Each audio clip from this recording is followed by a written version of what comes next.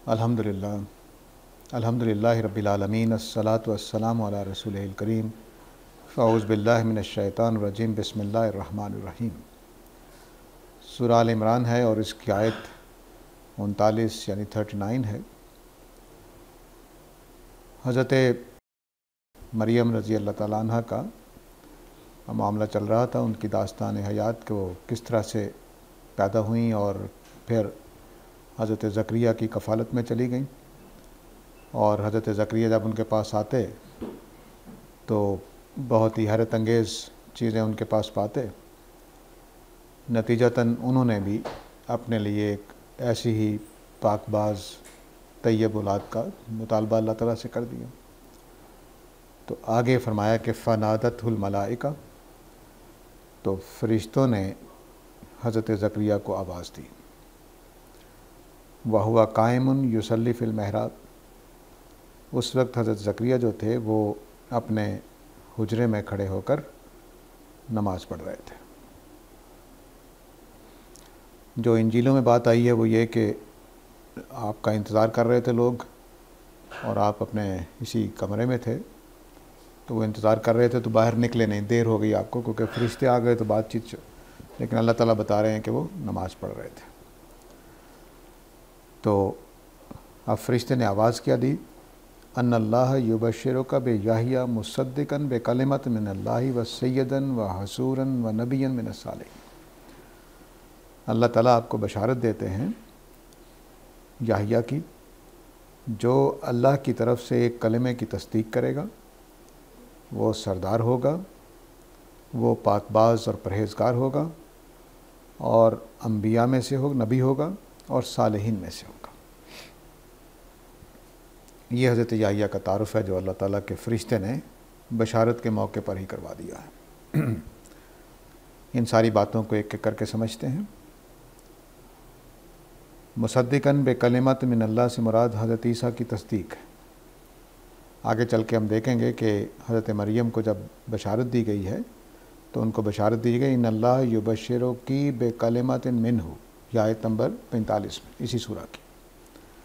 तो कलिमतन मिनल्लाह और कलिमतन मिन्हु ये एक ही बात है। मिन्हु की हो की जगह अल्लाह लिख दें तो हज़रत ईसा का नाम हज़रत ईसा की बशारत देते हुए फरमाया कि आपको एक अलग अल्लाह के कलमे की बशारत दी जा रही है। सैयदा मरियम को जब बशारत दी गई तो उस कलमे की तस्दीक करने के लिए हज़रत याहिया को पैदा किया गया।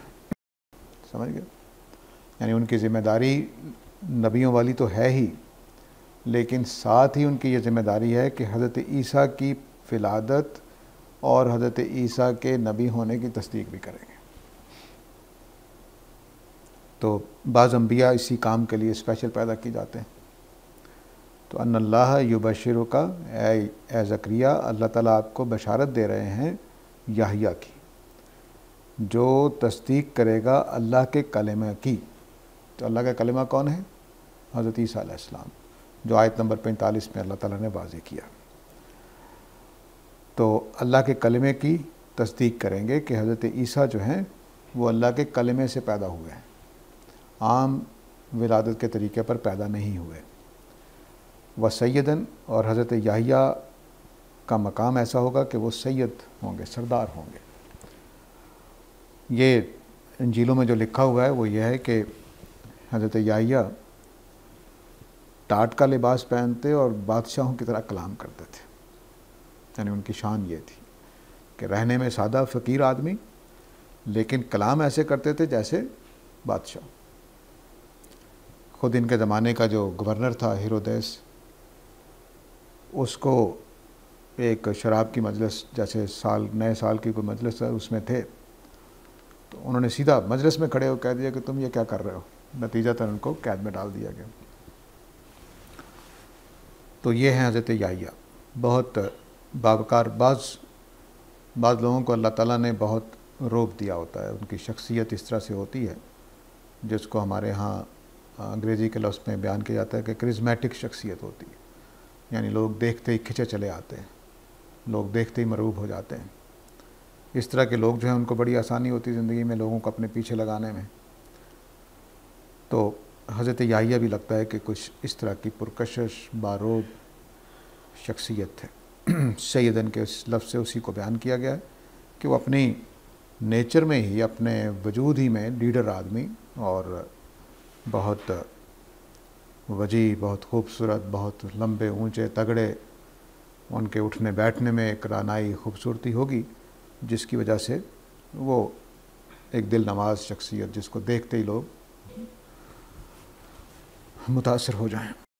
व हसूरन, हसूर के ऊपर बहुत सारी बहसें की गई हैं कि वो शादी नहीं करेंगे, वो औरत से दूर रहेंगे, पाकबाज होंगे, परहेज़गार होंगे, ये सारे मानी इसके अंदर हैं और यही मालूम होता है कि उन्होंने शादी नहीं की।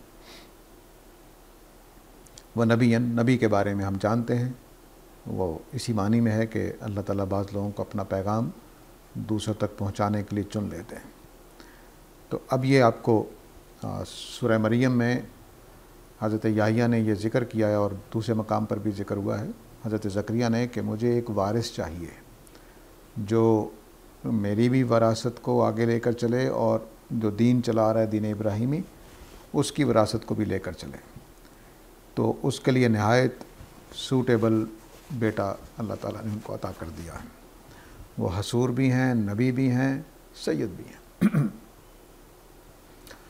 तकरीबन सारे अंबिया पुरकशिश होते हैं और उनके अंदर हज़रत मोहम्मद सल्लल्लाहु अलैहि वसल्लम के बारे में हज़रत उमर का फरमान है कि मैं कभी भी आंख भर के आपको नहीं देख सका। कि आदमी एक ऐसी ही शख्सियत जिसको जब बड़ा बारोब आदमी सामने बैठा हो तो उसके साथ ऐसे ही होता है। तो सारे अंबिया गालबन ऐसे ही होते हैं, लेकिन यहाँ सैयदन का ज़िक्र करके अल्लाह ताला ने वाज़े तौर पर बताया है कि वो कुछ ख़ास वजाहत उनको अता हुई थी। हज़रत ईसा को तौरात के अंजीलों के मुताबिक बैप्टाइज़ भी, बपतिस्मा भी इन्होंने दिया था। ये लोगों को मुसलमान करने के लिए अपने इलाके के दरिया के अंदर नहलाते थे और फिर जैसे हम वज़ू कर लें या गुस्ल कर लें उसी तरह का कोई अमल करते थे तो पाकी के लिए। लेकिन नबी करीम सल्लल्लाहु अलैहि वसल्लम ने इस्लाम कबूल करवाने के लिए ये तरीका इख्तियार नहीं किया। तो अन्नल्लाह युबश्शिरुका बे याहिया मुसद्दिकन बे कलिमत मिनल्लाहि व सय्यदन व हसूरन व नबियन मिनस सालिहीन। सालिहीन में से होगा, नबी होगा सालिहीन में से। अब ये जो बात है ये सारे नबी साले होते हैं, ठीक है। तो ये मतलब यह है कि वो अपनी ज़िंदगी में ख़ुद साले हो जाएंगे, नबी चुने जाने से पहले ख़ुद ही साले होंगे। ये नहीं कि नबी होने के बाद साले होंगे। ये बात बयान करना पेश नज़र है। हज़रत इब्राहीम अलैहिस्सलाम के बारे में भी ये कुरान में आया है कि कानत उम्मतन कानता। हज़रत इब्राहीम नबी होने से पहले ही उम्मत कानत थे, यानी फर्मा बरदार एक हस्ती थे। ये जो होता है, जो अंबिया होते हैं, ये अपने बचपन में ही नौउम्री ही में अनेक साले होते हैं। ऐसा नहीं है कि किसी शरीर आदमी को अल्लाह ताला ने नबी चुना हो, ऐसा नहीं है। तो वो बचपन से ही शायद अल्लाह की निगरानी होती है, या वो हमारे उलमा में भी बाज़ ऐसे हैं कि जो या आम आदमी लोगों में से कि बचपन से ही शराफत होती है उनके अंदर। वो बचपन से ही शरारतें नहीं करते, बुरे कामों में नहीं बैठते, सोबत अच्छी रखते हैं। तो आवाम में से भी ऐसे होते हैं, तो लेकिन अंबिया सारे ही ऐसे होते हैं। तो ये साले यानी ये बशारत थी जिस मकसद से उन्होंने दुआ की थी वो आखिरी लफ्ज़ से पूरी हो रही है कि वो नेक आदमी होगा। नेक आदमी होंगे तो बस उनकी तमन्ना पूरी हो गई। लेकिन बाकी जो चीज़ें अल्लाह ताला ने वो अपने मकसद के लिए दी। तो मुझसे किसी ने सवाल पूछा था दरमियान में किसी मौके पर कि दुआओं का क्या मामला है, तो मैंने यही ज़िक्र किया था कि दुआएं बाज़ औक़ात अल्लाह की स्कीम के मुताबिक बड़े प्रोग्राम का हिस्सा होती हैं। तो हज़रत ज़करिया की दुआ कबूल हो गई, सारी तकदीर बदल के रख दी अल्लाह ताला ने। आगे बताऊंगा मैं कि वो क्या मतलब है। इसी तरह हज़रत मरियम की वालदा ने नज़र मानी और दुआ की कि तो वो बिल्कुल ही अल्लाह ने उसको कबूल कर लिया। तो बाज़ का दुआएं जो हैं वो अल्लाह की स्कीम के साथ फ़िट हो जाती हैं, तो वो बड़े नताइज बर्पा कर देती हैं। लेकिन बाज़ का दुआएं वो अल्लाह की स्कीम के साथ फिट नहीं होती, तो बस अल्लाह ताला ने जितना देना होता है दे देते हैं, बाकी जो नहीं देना होता उसको रोक लेते हैं। तो हज़रत ज़करिया ने दुआ की, फ़ौरन कबूल हुई और इतना शानदार बेटा मिल गया कि शायद उन्होंने भी तवक्को नहीं की होगी कि इस तरह का एक बेटा मुझे मिलने वाला है। और मुज़ाहिर वो तो सिर्फ वारिस मांग रहे थे, अल्लाह ताला ने नबी भी बना दिया, हसूर भी बना दिया, सैयद भी बना दिया, तो कहाँ की बात कहाँ पहुँच गई। ऐसे ही ऊपर हम पढ़ चुके हैं कि सैयदा मरियम की वालदा ने जो नज़र मानी है उसको भी अल्लाह ताला ने अपनी स्कीम के मुताबिक कबूल फरमाया। अब हज़रत ज़करिया जो हैं वो अल्लाह पे पूरा यकीन रखते हैं, ईमान रखते हैं, तो उनके ज़हन में सवाल पैदा हुआ कि ये बेटे की बशारत तो मुझे मिल गई है, होगा कैसे।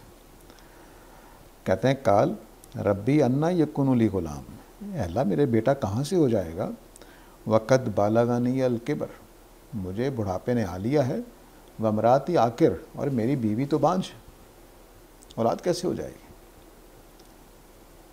काला, तो फरिश्ते ने आगे से कहा कज़ालिक अल्लाहु यफ़अलु मा यशा, अल्लाह ऐसे ही जैसा चाहता है कर देता।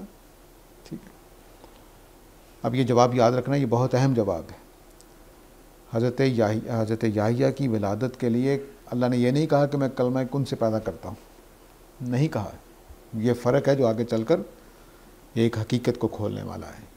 हज़रत ज़करिया का ज़िक्र और हज़रत याहिया का ज़िक्र हज़रत ईसा की विलादत को और उनके नबी होने और सैयदा मरियम के पाक दामन होने के सबूत के लिए है, और इस बात के लिए है कि अल्लाह ताला किस तरह से पैदा कर सकता है, तो इसलिए बहुत अहम है। आगे हज़रत मरियम को ये जवाब नहीं दिया गया। हज़रत मरियम ने यही सवाल किया कि मेरा बेटा कहाँ से पैदा होगा, तो मुझे तो किसी आदमी ने छुआ तक नहीं। तो उन्होंने कहा कि कज़ालिक अल्लाहु यख़्लुक़ु मा यशा इज़ा कज़ा अमरन फ़इन्नमा यक़ूलु लहू कुन फ़यकून। हज़रत याहिया के विलादत में कुन फ़यकून का कोई जिक्र नहीं है। ये फ़र्क है जिसको नोट करके रखिए, ये बड़ी अहम बहस है जो इस पर मबनी है। और लोग चूँकि बस कुरान को हर जगह को अलग अलग करके पढ़ते रहते हैं, नज़म में रख कर नहीं देखते, तो अल्लाह ताला ने एक पूरी हकीकत वादे की है कि मेरी पैदाइश के दो तरीके हैं, एक कलमा कुन से मैं डायरेक्ट पैदा करता हूँ, और एक डायरेक्ट कलमा कुन से पैदा नहीं करता, उसके लिए एक प्रोसेस बना देता हूँ, उसके तहत पैदा होते रहते हैं। तो हज़रत याहिया की विलादत कलमा कुन से नहीं हुई है, डायरेक्ट कलमा कुन से।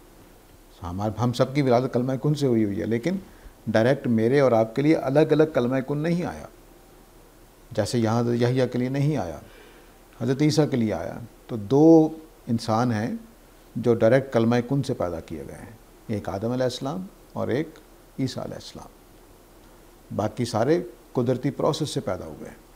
तो हज़रत ज़करिया ने कहा कि मेरे रब, मेरे बेटा कहाँ से पैदा होगा जबकि मुझे बुढ़ापे ने आ लिया है और मेरी जो बीवी है वो तो बांझ है, यानी बे औलाद है, शुरू से औलाद जन नहीं सकती। काला कज़ालिक अल्लाहु यफ़अलु मा यशा, तो जवाब में फरमाया कि ऐसे ही अल्लाह ताला जो चाहता है कर देता है।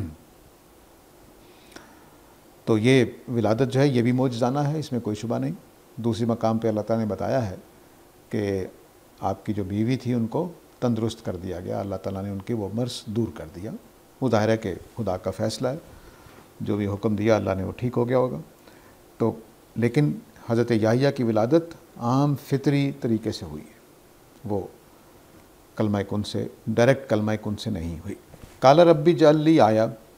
अब जब ये बात उन पर वाज़ेह हो गई कि अल्लाह ताला, ज़ाहिर है वो अल्लाह को तो मानते थे, उनको ये मसला नहीं था कि अल्लाह ताला कैसे पैदा करेंगे, लेकिन वो उसी प्रोसेस की बात कर रहे थे कि जिस प्रोसेस से औलाद पैदा होती है, तो मैं तो और मेरी बीवी उसके अहल नहीं है, तो अब क्या होगा। तो फरमा दिया कि ऐसे ही होगा।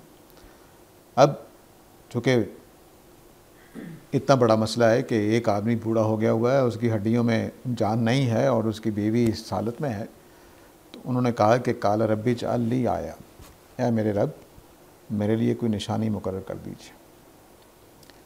यानी अब उनको ये ख्याल है कि कहीं मेरा अपना दिल का ख्याल तो फरिश्ते की शक्ल में नज़र नहीं आ रहा मुझे, क्या वाक़तन अल्लाह ताला मुझसे बात कर रहे हैं। ये इस बात की निशानी है कि ये ज़करिया नबी नहीं है, ये वाज़ेह रहना चाहिए। बाज़ मुहक्किकीन की राय ये है, और इंजील और तौरात से भी वाज़ेह होता है कि हज़रत ज़करिया जो नबी हैं वो दारा के ज़माने के हैं, और ये जो ज़करिया हैं ये बाज़ंतीनी रियासत के अंदर, जो रोमन रियासत कहना चाहिए उसके अंदर हैं, वो ईरानी रियासत के अंदर हैं, और वो कुछ 250-300 साल पहले हैं इन ज़करिया से। जो ज़करिया नबी हैं वो इन ज़करिया से 250-300 साल पहले दारा के ज़माने के। और ये जो हैं ये आलिम दीन हैं, और एक जो कह लीजिए जैसे हमारे यहाँ फ़िरके होते हैं या तहरीकें टाइप होती हैं, तो उस तहरीक के ये सरबराह थे अपने ज़माने में। तो इसलिए चूँकि इनको वही का तजुर्बा नहीं है, तो जैसे ही ये वही आई है तो उन्होंने निशानी मान ली है कि क्या वाक़तन अल्लाह की तरफ से ये पैगाम आ रहा है, और अक्सर उलमा ने इसको आपको नबी के तौर पर लिया है, तो बिल्कुल ठीक है, वो भी एक राय हो सकती है। लेकिन बहरहाल 2 ज़करिया हैं तौरात और इंजील के मुताबिक, एक ज़करिया नबी हैं और एक ज़करिया हज़रत याहिया के वालिद हैं, और इस अमल से एक पैमाने से उनको भी वही आई है, तो इसलिए। लेकिन बहरहाल इसमें इख्तलाफ है, मैंने अपनी तरजीह बयान कर दी है। आप नबी मानना चाहें तो बहुत सारे उलमा की राय यही है, तो मान सकते हैं, कोई ऐसा मसला नहीं है। तो उन्होंने कहा कि मेरे लिए कोई निशानी मुकर्रर कर दीजिए। अल्लाह ताला ने फरमाया, आयतों का ला तुकल्लिमन नास सलासता यामन इल्ला रमज़ा, कि आप लोगों से 3 दिन तक बात नहीं कर सकेंगे मगर इशारे से। अब ये निशानी कैसे है इसको समझ लेना चाहिए, और इससे बड़ा एक फ़लसफ़ा जो हमारे यहाँ पाया जाता है उसका रद्द भी होता है। हमारे यहाँ ये माना जाता है कि जिन चिमट के आपको पागल कर सकते हैं, आपके दुकान पे गाहक बंद कर सकते हैं, ये कर सकते हैं, वो कर सकते हैं, आवाज़ें बदल के मर्द की आवाज़ से औरत की अंदर से आने लग जाएगी, ये हो जाएगा, वो हो जाएगा। लेकिन इनके जो अल्लाह ताला निशानी बता रहे हैं कि अल्लाह ताला आपकी ज़ुबान गुम कर देंगे, आप बात नहीं कर सकेंगे, तो ये काम सिर्फ़ अल्लाह ताला कर सकते हैं, कोई जिन्नात नहीं कर सकते, तभी निशानी बनेगी। अगर कोई अल्लाह ताला ऐसी बात बताते जो जिन्नात भी कर सकते हैं तो फिर निशानी कैसे बनेगी। तो इसलिए जो बात बताई गई उनको कि आप निशानी ये होगी कि आप 3 दिन तक बात नहीं कर सकेंगे, यानी ज़ुबान बंद कर दी। ज़ुबान ठीक है अपने मुंह में मौजूद है, लेकिन बात नहीं कर सकेंगे। इस तरह की ज़ुबान बंदी या कानों को बहरा कर देना या नामर्द बना देना या उस तरह के काम अल्लाह ताला ही कर सकते हैं, या डॉक्टर सर्जरी करके कर सकते हैं कि ज़ुबान काट दें। लेकिन कोई सिर्फ़ तंदुरुस्त आदमी की ज़ुबान बंद कर दे, ये सिर्फ़ अल्लाह ताला कर सकते हैं। ज़ुबान काट के तो कोई भी गुम कर सकता है, वो एक अलग बात है कि ज़ुबान ही आपने काट दी, लेकिन ज़ुबान भी ठीक हो। ये ज़ुबान से मेरा मतलब है जो अंदर हमारा बोलने की अल्लाह ताला ने लगाई हुई है, वो ज़ुबान भी ठीक हो, आदमी तंदुरुस्त हो और बोल ना पाए, ये सिर्फ़ अल्लाह ताला का निशानी है। तो ये याद रखिए कि जिन्नात आपके साथ कोई इस तरह का काम नहीं कर सकते कि आपको पागल कर दें, आपके अकल छीन कर ले जाएं, आपको काम करना ना आए, आपकी आंखें बंद हो जाएं, आपको दिखाई नहीं दे रहा, आपको खुशबू नहीं आ रही, ये जिन्नात ये काम नहीं कर सकते। ये खुदा की निशानी है। और यहाँ अल्लाह ताला ने ज़िक्र करके हमें ये तालीम भी दी है कि इस तरह की चीज़ों के पीछे नहीं पड़ना चाहिए। कि कोई अगर कहे कि भाई उसने गाहक बंद कर दिए हैं, उसने मुझे देखना बंद कर दिया है, मुझे अब दिखाई कुछ नहीं देता, मुझे अब समझ कुछ नहीं आता, ये कुछ अल्लाह के सिवा कोई नहीं कर सकता। अगर किसी के साथ ऐसा हुआ है तो बस वो खुदा ने फिर किया है, ये याद रखना चाहिए। तो अब ये उनके साथ मामला हो गया, निशानी मुकर्रर हो गई। निशानी मुकर्रर हो गई तो उनको तसल्ली हो गई कि ठीक है अल्लाह की तरफ से, क्योंकि 2-3 चीज़ें जो हैं वो इनके यहाँ मारूफ़ थी, हमारे यहाँ चूँकि अब नबूवत बंद हो गई तो ये मालूमात जो चली आ रही थी वो भी कमज़ोर हो गई। मसलन रूहें या फरिश्ते ये खाना नहीं खाते, ये एक निशानी थी बड़ी। तो जैसे ही हज़रत इब्राहीम के पास फरिश्ते आए हैं कौम लूत पे अज़ाब की जो इतला लेकर आए हैं, तो हज़रत इब्राहीम भागे भागे गए, बछड़ा ज़िबा किया, गोश्त पका कर लेकर आए, तो वो खा ही नहीं रहे। तो फिर अल्लाह ताला ने फरमाया कि फ़ाओ जैसा इब्राहीम अलैहिस्सलाम डर गए कि मसला कुछ और है। उन्होंने कहा तुम खाते क्यों नहीं हो, खाओ। तो वो फरिश्ते थे, उन्होंने खाना क्या। तो इससे फ़ौरन उनको भांप लिया कि ये मामला अब इंसानी नहीं है, ये इंसान नहीं है। तो ऐसे ही हज़रत ईसा अलैहिस्सलाम जिनका आगे जिक्र आ रहा है, वो जब सलीब के बाद वापस आए हैं, तो इंजीलों में लिखा हुआ है, तो उन्होंने उनके जो शागिर्द थे वो डर गए। उन्होंने कहा कि ये कैसे हो सकता है। तो उनके साथ मछली खाई है तो इस बात को बताने के लिए कि मैं जीता जागता हूँ, मुझे सलीब नहीं दिया गया। अगर रूह होती उनकी तो खाना नहीं खा सकती थी। तो उन्होंने खाना खा के दिखाया। आप साथ बैठे हैं, खाना खाया, मछली खाई है जो पकाई हुई थी। आपके जो ये शागिर्द थे ये दरिया के किनारे पे माहीगीर थे इंजीलों के मुताबिक, तो वो मछली उनके साथ खाई आपने। तो इससे बताना पेश नज़र ये है कि कुछ चीज़ें ऐसी हैं जो खुदा कर सकता है, कुछ चीज़ें ऐसी जो हम मिट्टी के बने हुए इंसान करते हैं वो फरिश्ते नहीं करते। वो खाना नहीं खाते, कम से कम हमारे वाला नहीं खाते। हो सकता है कोई और उनकी खुराक हो, लेकिन वो मिट्टी की बनी हुई खुराक नहीं खाते, गोश्त पोस्त और दाने वाने जो भी है। और वो अपने तरफ से एक बच्चा ज़िबा करके बेहतरीन गोश्त लेकर आए थे, उन्होंने वो भी नहीं खाया। तो ये चीज़ें हैं। ऐसे ही यहाँ ये अल्लाह ताला बता रहे हैं कि इस तरह के काम सिर्फ मैं कर सकता हूँ। और हज़रत ज़करिया को तसल्ली हो गई, क्योंकि वो अंबिया के सिलसिले में चले आ रहे हैं, उनको मालूम है कि ये चीज़ें सिर्फ अल्लाह ही कर सकते हैं।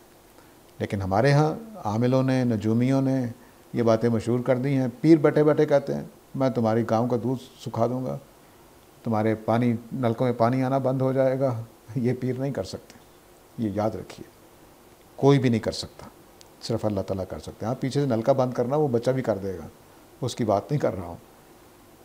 मुंह से अल्फाज बोलकर कोई कलमात पढ़ के आपका पानी बंद कर दें, कोई नहीं कर सकता।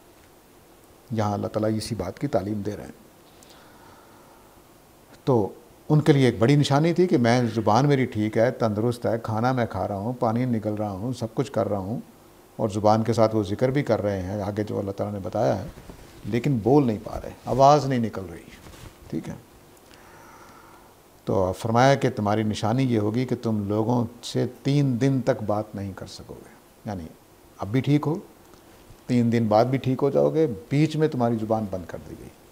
इल्ला रमज़ा, हाँ इशारे से बात कर सकोगे। जैसे आगे चल के हम देखेंगे सूरह मरियम में कि उन्होंने लोगों से इशारे ही में कहा कि तुम नमाज़ पढ़ते रहो, मैं बोल नहीं सकता हूँ। तो वज़्कुर रब्बा का कसीरन व सब्बिह बिलअशी वल इब्कार, और अपने रब की बहुत कसरत के साथ ज़िक्र करते रहो और नमाज़ पढ़ते रहो अशी और इब्कार के मौक़ों पर। कुरान मजीद की जो ज़ुबान है उसमें कदीम अरबी है। कदीम अरबी में बाज़ अल्फाज ऐसे हर ज़ुबान में होते हैं, बाज़ होते हैं लंबे टाइम पीरियड के लिए और बाज़ लफ्ज़ होते हैं छोटे टाइम पीरियड के लिए।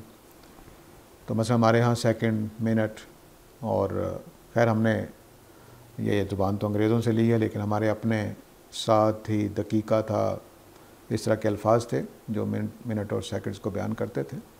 लम्हा था, ये अल्फाज थे। तो अब जो लम्हा है, दकीका है, लम्हा है, घड़ी है या पहर है, ये तो अब कहा जाए कि तुम सपहर में नमाज़ पढ़ो, तो अब सपहर का लंबा स्पेन टाइम लंबा है। दिन में नमाज़ पढ़ो तो पूरे दिन मुराद है। तो ऐसे ही जो अशी है ये ज़ोहर के बाद से लेकर मगरिब तक, बल्कि अंधेरा छाने तक पूरे टाइम के लिए है। तो इसमें काफ़ी नमाज़ें आ जाती हैं, ज़ोहर आ जाएगी, असर आ जाएगी, मगरिब आ जाएगी। ठीक है। तो लोग कहते हैं जी एक ही नमाज का जिक्र है, नहीं, एक नहीं है, इसमें 3 नमाज़ों का। और इब्कार सुबह की वक्त नमाज़ पढ़ेंगे, इसमें भी इब्कार भी बड़ा लंबा टाइम है। सूरज तुलू होने से पहले से लेकर सुबह 10-11 बजे तक, 12 बजे तक का टाइम इसमें शामिल है। तो गोया समझ लीजिए कि अल्लाह ताला ने 2 हिस्सों में तकसीम कर दिया पूरे दिन को और कहा कि नमाज़ पढ़ो इसमें। तो नमाज के लिए अल्लाह ताला के यहाँ जो कुरान मजीद की अरबी है उसमें अल्लाह ताला तस्बीह का लफ्ज़ इस्तेमाल करते हैं नमाज के लिए। तो उनके यहाँ ये मारूफ़ लफ्ज़ था इस काम के लिए, तो यहाँ पर भी उसी लफ्ज़ को इस्तेमाल किया गया। तो अब ये बताया गया कि 3 दिन आपने क्या काम करना है। 3 दिन आप बात नहीं कर सकेंगे, लेकिन आप नमाज़ पढ़ेंगे, ज़िक्र करते रहेंगे। उसकी ये जो मैंने निशानी बताई है उसको रोकने वाली नहीं है। ये इस बात की निशानी थी कि ये अल्लाह की तरफ से हो रहा है। ये भी इस बात की निशानी थी कि अल्लाह की तरफ से हो रहा है, वगरना शैतान को क्या दिलचस्पी है कि अल्लाह का ज़िक्र होता रहे। ठीक है, तो ये दो बातें मिलकर उनके लिए तसल्ली का बायस थी। तो अब ये अल्लाह ताला ने तमहीद में पहले ये बताया कि हज़रत मरियम कैसे पैदा हुई, उनकी वालदा ने किस तरह से नज़र मानी। फिर ये बताया कि हज़रत मरियम के पास जब ज़करिया आते थे तो उन्होंने क्या देखा, वो बड़े मुतासर हुए आपकी बातों से। जब आपकी बातों से मुतासर हुए तो उन्होंने भी एक बेटे की दुआ कर डाली। उस बेटे की दुआ के कबूलियत हो गई। कबूलियत हो गई तो एक शानदार बेटे की अल्लाह ताला ने बशारत दे दी। उनको परेशानी हुई कि मेरे ये औलाद कैसे होगी, मैं तो बूढ़ा हो चुका हूँ और मेरी बीवी औलाद जनने के लायक नहीं है। तो उन्होंने सवाल कर डाला। अल्लाह ताला ने कहा कि मैं जो चाहता हूँ कर सकता हूँ, ऐसे ही करता हूँ, इम्कानात हो ना हो मैं कर लेता हूँ। क्योंकि अल्लाह ताला, खुदा होने का मतलब यही है कि अल्लाह ताला के पास ऐसी ताकत है कि वो बग़ैर असबाब के, बग़ैर सामान के, बग़ैर मटीरियल की चीज़ें पैदा कर देते हैं। खुदा ने सारी कायनात ऐसी बनाई कि कोई मटीरियल नहीं था, कोई डिज़ाइन नहीं था, कोई तसव्वुर नहीं था, बस बना दिए। तो ये जो हमारे ईंट रोड़ा पत्थर और आजकल जदीद ज़ुबान में कह रही जो एलिमेंट्स का हमारे पास चार्ट होता है पूरा, वो सारे एलिमेंट्स और जितने पार्टिकल्स हैं, खा वो इलेक्ट्रॉन, प्रोटॉन्स हों, क्वार्ट्स हों, जो भी है वो खुदा ने बनाया, ना होने से बनाया। तो अल्लाह ताला बस ऐसे ही पैदा कर लेते हैं, उनको किसी सहारे की ज़रूरत नहीं है। हज़रत आदम को तो याहिया और ज़करिया और उनकी माँ के बगैर पैदा किया।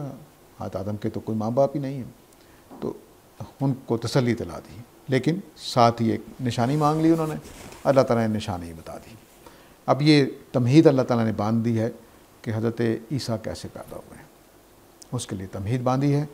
हज़रत मरियम पैदा हुई हैं, उनकी वालदा ने एक नज़र मानी हुई है। उस नज़र को मानने के बाद उन्होंने हज़रत मरियम और उनकी औलाद को अल्लाह की पनाह में दिया है। हज़रत ज़करिया से उनकी परवरिश हुई है। हज़रत ज़करिया ने एक बेटे की दुआ कर ली है। वो बेटा इसलिए पे दे दिया गया है कि हज़रत ईसा की तस्दीक करेगा। ये पूरी गेम जो है वो आपके सामने आ गई। आगे फरमाया, वइस कालतिल मलाइका या मरियम इन्नल्लाह इस्तफ़ा की व तहरा की वस्तफ़ा की अला निसाइल आलमीन। तो फरिश्तों ने कहा, ऐ मरियम, अल्लाह ने आपको चुना है, आपको पाकीज़ा बनाया है और आपको दुनिया की तमाम औरतों के ऊपर के मुकाबले में चुना है। अब ये कौन मरियम है जो उनकी वालदा ने नज़र मानी हुई थी, तो चुन तो वहीं लिया था, अम्बताहा नबातन हसना भी हुआ था। अब एक ख़ास मकसद के लिए चुना जा रहा है। तो हज़रत मरियम का इस्तीफ़ा हुआ है, चुनाव हुआ है। तो फरिश्तों ने ये आकर पहला जुमला ये बोला है कि अल्लाह ताला ने आपको चुना है, आपको पाकीज़ा किया है और आपको तमाम दुनिया की तमाम औरतों पर के मुकाबले में चुना है। ऐसा चुनाव किसी और ख़ातून का नहीं हुआ। अब जो यहाँ पे तहरा है, ये समझ लीजिए कि तहरा जो है ये इस पाकी के लिए नहीं होता जिस पाकी के लिए हम वज़ू करते हैं या नहाते हैं, वो पाकी नहीं मुराद होती। ये होती है तोहमतों से बचने की, ये पाकी मुराद होती है कि आपके ऊपर लोग हमला ना कर सकें, इल्ज़ाम ना लगा सकें, तोहमत ना धर सकें। ये उसकी बशारत है, चूँकि आगे चल के हज़रत मरियम के यहाँ बग़ैर शोहर के औलाद होने वाली है, तो लोग तो इल्ज़ाम लगाएंगे। ठीक है, तो उस इल्ज़ाम के लिए अल्लाह ताला ने पहले बता दिया है कि आपको इल्ज़ामों से बचाने के लिए मैंने इंतज़ाम किया हुआ है, ये पहले बता दिया। हाँ, ये जो ताहिरा है ये तज़किये से डिफरेंट लफ्ज़ है। कुरान मजीद में अक्सर हम चूँकि हमने हर जगह पाक तर्जुमा कर दिया है, तो उर्दू दान तबके को ये बड़ा मुश्किल हो जाता है कि ताहरा और तज़किया में क्या मसला है, क्या फ़र्क है। तो जो ज़ाहिरी मैल कुचैल है, ज़ाहिरी जो चीज़ें हैं, इल्ज़ाम, तोहमत, गंदगी, मिट्टी लग गई है, इनको साफ़ करना ताहरा उसके लिए इस्तेमाल होता, नहाने के लिए भी इस्तेमाल होता। लेकिन जो अंदर की पाकीज़गी है उसके लिए तज़किया इस्तेमाल होता है, जो तकवे वाली पाकीज़गी है उसके लिए। ये बदनी तहारत कह लीजिए, इसके अंदर खा वो इल्ज़ाम हो, खा वो पत्थर लगना हो, खा वो धोखा होना हो उसके लिए है, जो बाहर से हमारे ऊपर लाहिक होती हैं।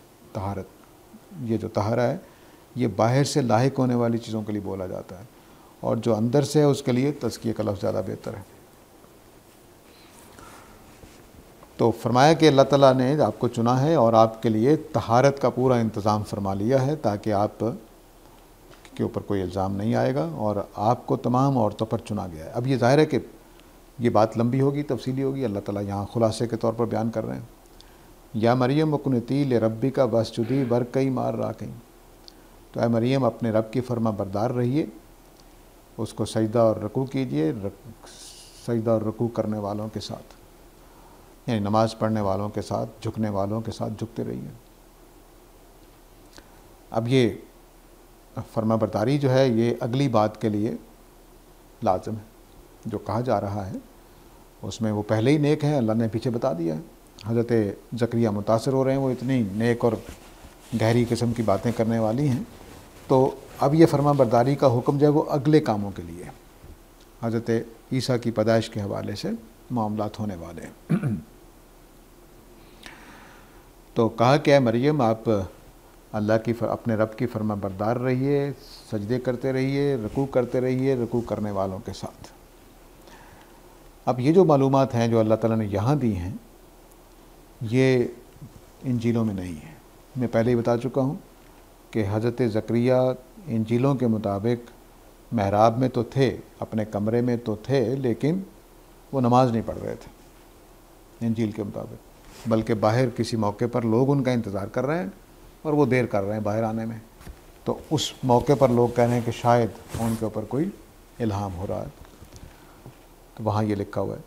बेटे की बशारत इन अल्फाज में नहीं है कि ऐसा बेटा अता होगा, ठीक है। फिर वो उन्होंने ये तो उनको सवाल है कि मेरे बेटा कैसे पैदा होगा, ये तो इंजीलों में आया, लेकिन ये बात नहीं कि उन्होंने निशानी मांगी, ये इंजीलों में नहीं आया। तो इस वजह से अल्लाह ताला, और फिर हज़रत मरियम के पास जो कुछ मामला हुआ है कि फ़रिश्ते ने आकर ये पूरी बात कही है, ये भी इंजीलों में नहीं।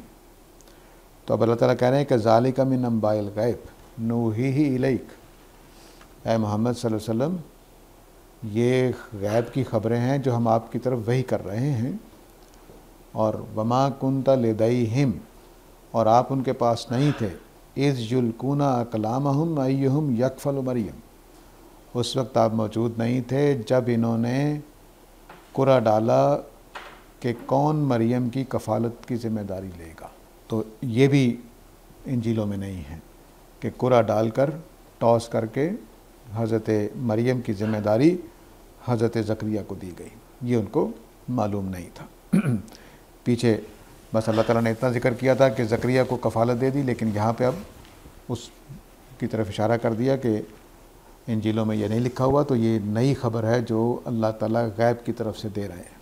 तो ज़ालिका मिन अंबाइल गैबी, ये अल्लाह की गैब की ख़बरों में से, यानी जिनकी इतला पहले नहीं दी गई या लोग जिसको नहीं जान सकते थे, उन ख़बरों में से आपको एक ख़बर वही की जा रही है। और आप उस वक्त भी मौजूद नहीं थे, ये भी मैं गैब से आपको बता रहा हूँ कि जब इन्होंने कुरा डाला। कलम डालने का मतलब है, ये जो मेरी उम्र के लोग हैं, हमारे एक कड़कानी से बनाया जाता था डाइस, 2 काने लेकर बीच में से तराश दिए जाते थे, तो उनको फेंका जाता था। अगर उल्टा गिरे ऐसे, यानी उसका गुलाई वाला हिस्सा ऊपर हो तो नंबर और होते थे, ऐसे गिरे तो और होता था, ठीक है। तो वो 12 टैनी गेम में भी इस्तेमाल होता था। तो वो जो है वो कलम होता था, यानी कलम का मतलब है किसी की शाख या कोई काटी हुई चीज़।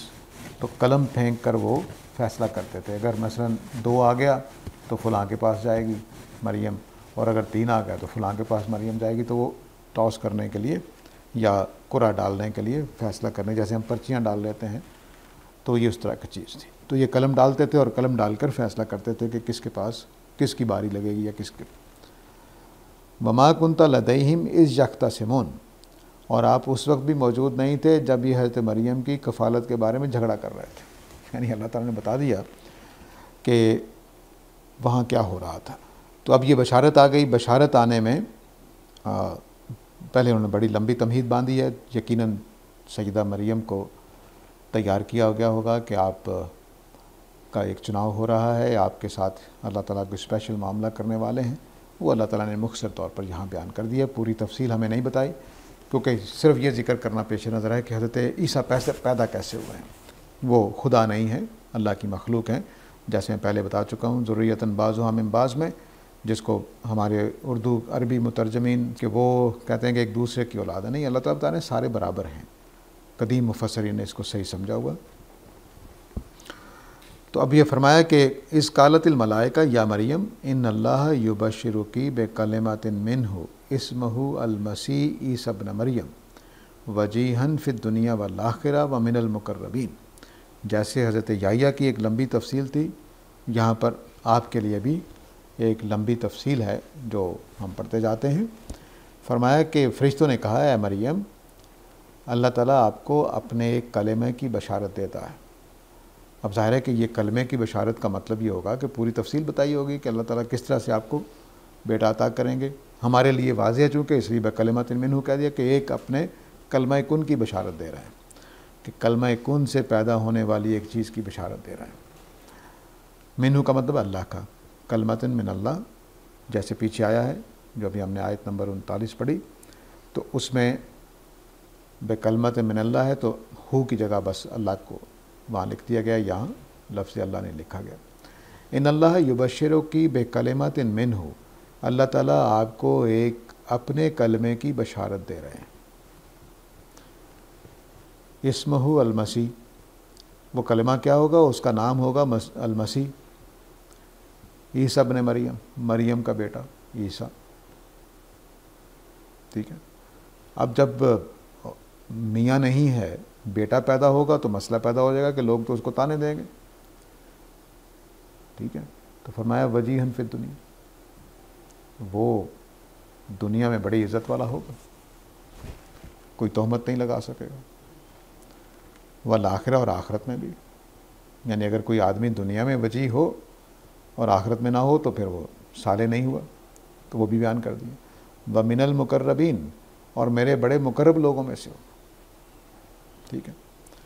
तो अब जैसे जैसे बात बढ़ती जा रही है उसका साथ साथ ही तो हो सकता है कि वहाँ लंबे जुमले हों, लेकिन यहाँ पर मुख्तसर तौर पर बयान कर दिया कि ए मरियम, आपके यहाँ अल्लाह के कलमा कुन से एक बेटा पैदा होगा। ज़रा तफसील कर दीजिए। उस बेटे का नाम ईसा इब्न मरियम होगा, मरियम का बेटा ईसा, और वो मसीह होगा जिसका इंतज़ार कर रहे हैं यहूद व नसारा। अब ईसा इब्न मरियम जो है ये अरबों के कायदे के ख़िलाफ़ है।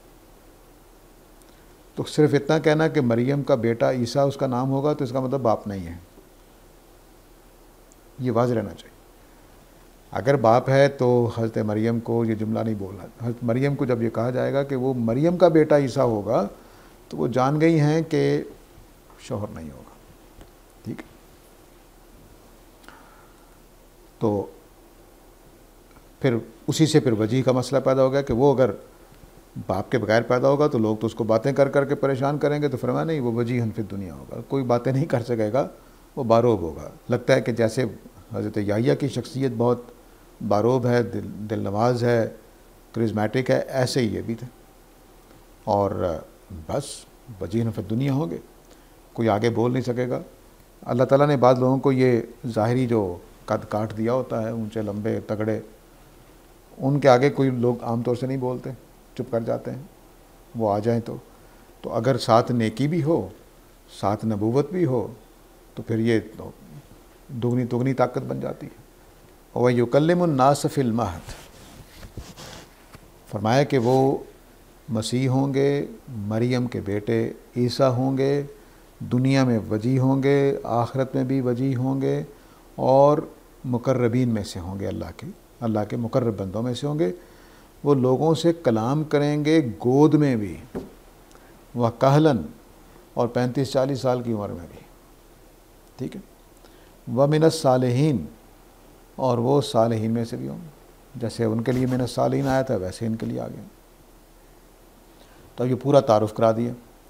मुख्तलिफ है हज़रत याहिया से, लेकिन पूरी तफसील कर दी गई है कि अल्लाह के कलमे से आपके यहाँ एक बेटा पैदा होगा, उनका नाम मसीह होगा, ईसा इब्न मरियम होगा। ईसा बिन यूसुफ नहीं होगा जैसा इंजीलों में लिखा हुआ है, वो ईसा इब्न मरियम होगा, यानी आपका कोई शौहर नहीं होगा। इस शौहर ना होने की वजह से उनके ऊपर कोई तोहमत नहीं आएगी, वो बाइज़्ज़त रहेंगे दुनिया में भी और आखिरत में भी, और अल्लाह के मुकर्रब लोगों में से होंगे, यानी नेक और साले होंगे, और लोगों से गोद में भी बात करेंगे और बड़ी उम्र में भी बात करेंगे, और वो सालेहीन में से होंगे। गोद में से बात करने का जिक्र ऊपर तहरकी के साथ जो जोड़ा था उसको जोड़ लेना चाहिए। आयत नंबर 42 में व तहरकी में जो इल्ज़ाम ढोने का अल्लाह ने कहा कि मैं आपको पाकीज़ा रखूँगा, बचा के रखूँगा लोगों के इल्ज़ामात से, उसका हल बताया यहाँ पर कि वो गोद में बोलेगा। अब जो सवाल इतनी तफसील के बाद पैदा हुआ तो लगता है कि बेकलिमतिन मिन्हु में जो आज हम बैठे हुए समझ रहे हैं, हज़रत मरियम को बात पूरी समझ नहीं आई या उनके दिल में खटक पैदा हुई है कि ये कलिमतुन मिन्हु क्या है। तो उन्होंने आगे से सवाल किया, कालत रब्बी अन्ना यकूनु ली वलदुन वलम यमससनी बशर, कि अल्लाह मेरे बेटा कहाँ से हो जाएगा जबकि किसी बशर ने मुझे नहीं छुआ। बशर का लफ्ज़ ख़ास तौर से बोला गया, रजली बोला जा सकता था। बताना ही चाहते हैं कि हज़रत मरियम बशर हैं, उनके यहाँ जो औलाद होगी वो भी बशर होगी। ठीक, तो अब उन्होंने वही सवाल कर दिया जो हज़रत ज़करिया का। तो उनका सवाल ये था कि मैं बूढ़ा हो चुका हूँ, मेरी बीवी औलाद जनने के लायक नहीं है, तो कैसे होगी। वो कह रही हैं कि मेरी औलाद कैसे होगी जबकि किसी बशर ने छुआ नहीं मुझे। जवाब दिया, काला कज़ालिक अल्लाहु यख़लक़ु, यहाँ देखिए वहाँ क्या था, कज़ालिक, आयत नंबर 40 में देखिए, काला कज़ालिक अल्लाहु यफ़अलु मा यशा, वहाँ तख्लीक का जिक्र नहीं है। लफ्ज़ों को, ये बहुत अहम मकाम है, चूँकि हज़रत ईसा की विलादत को अल्लाह ताला वाज़े नुमायाँ करना चाहते हैं। तो देखिए हज़रत याहिया को तख्लीक का लफ्ज़ नहीं बोला, देखो जैसा अल्लाह ताला चाहते हैं कर देते हैं। यहाँ क्या कह रहे हैं, कज़ालिक, पहला जुमला वैसे ही है, कज़ालिक अल्लाहु, कज़ालिक अल्लाहु, अल्लाह ऐसे ही है, यख़लुक़ु मा यशा, जो चाहते हैं तख्लीक कर देते हैं। कि हज़रत याहिया तख्लीक होने जा रहे हैं, पैदा होने नहीं जा रहे हैं। फ़र्क समझ रहे ना। हज़रत ज़करिया को क्या जवाब दिया है, कज़ालिक अल्लाहु यफ़अलु मा यशा, अल्लाह जो चाहते हैं कर देते हैं। तुम्हारे यहाँ औलाद पैदा हो जाएगी, बूढ़े हो कोई फ़र्क नहीं पड़ता, तुम्हारी बीवी तंदुरुस्त नहीं है कोई फ़र्क नहीं पड़ता, मैं उनको भी तंदुरुस्त कर दूँगा, आपको भी तंदुरुस्त कर दूँगा, औलाद हो जाएगी। हो गई, हज़रत याहिया पैदा हो गए। लेकिन यहाँ अब ये नहीं कह रहे अल्लाह ताला कि मैं जो चाहता हूँ कर देता हूँ। फरमा रहे हैं कि कज़ालिक अल्लाहु, पहला टुकड़ा वैसा ही है, कज़ालिक अल्लाह, कज़ालिक अल्लाह, यख़लुक़ु मा यशा, अल्लाह ताला जो चाहते हैं तख्लीक कर देते हैं, पैदा कर देते हैं। तो हज़रत ईसा की तख्लीक हो रही है। इज़ा कज़ा अमरन, जब अल्लाह ताला तख्लीक के लिए कोई चीज़ का फ़ैसला कर लेते हैं, फ़इन्नमा, तो बस यकूलु लहू, उस फ़ैसले को कहते हैं, उस अमर को कहते हैं कुन, हो जा, फ़यकून, तो वो हो जाता है। ठीक है, ये है हज़रत याहिया की विलादत का और हज़रत ईसा की तख्लीक का फ़र्क। ये पूरी बात समझाने के लिए अल्लाह ताला ने इतनी तफसील की है कि हज़रत ईसा अलैहिस्सलाम मेरी तख्लीक हैं, वो मेरे बेटे नहीं हैं। मेरी तख्लीक हैं, मेरे बेटे नहीं हैं। और ये ख्याल ना करो कि मरियम के यहाँ शौहर के बग़ैर पैदा हो गया तो मेरा बेटा है, नहीं, मैंने तख्लीक किया है। और अगर ज़करिया के यहाँ बग़ैर हड्डियों में मिक होने के और औरत उसकी बीवी के बांझ होने के औलाद पैदा हो सकती है, तो यहाँ पर भी हो सकता।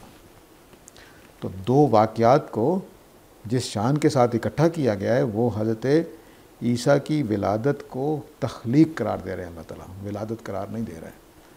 और दूसरी बात ये बता रहे हैं कि वो मेरी मखलूक है, मेरा बेटा नहीं है। और तीसरी बात ये बता रहे हैं कि वो बशर हैं, मेरी औलाद नहीं है, खुदा नहीं है। तो इस पूरी कहानी को सुनाने का मकसद ये है कि हज़रत याहिया की विलादत पहले हो चुकी है, हो सकता है 10, 11, 12 साल पहले हो चुकी हो, और फिर हज़रत मरियम जब इस उम्र में पहुंची हैं, जब वो ये इस अमल से गुज़र सकती हैं, तो उनको बशारत दी गई है। तो बात वाक़या इकट्ठा सुना दिया गया, लेकिन बीच में 15-20 साल का वक्फ़ा भी हो सकता है और हो सकता है अगले दिन ही बात हो। लेकिन ये हमें मालूम है इंजीलों से कि हज़रत याहिया बड़े थे हज़रत ईसा के उम्र के लिहाज से। वो पहले से अपना काम कर रहे थे जब हज़रत ईसा पैदा हुए हैं। तो अब ये पूरी वो कहानी है जो अल्लाह ताला ने सुनाई है।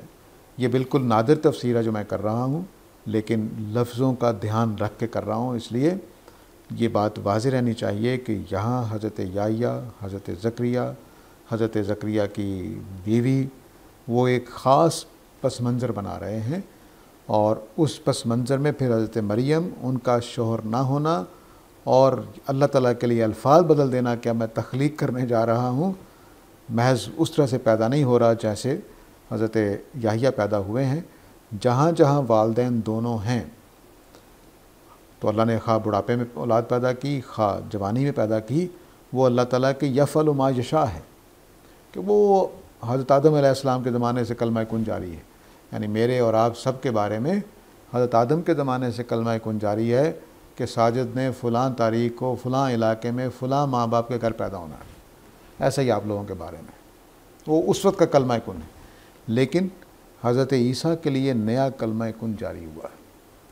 इसलिए यफ़अलु मा यशा ने का यख़्लुक़ु मा यशा। तो यहाँ रोक लेते हैं, टाइम हो गया है।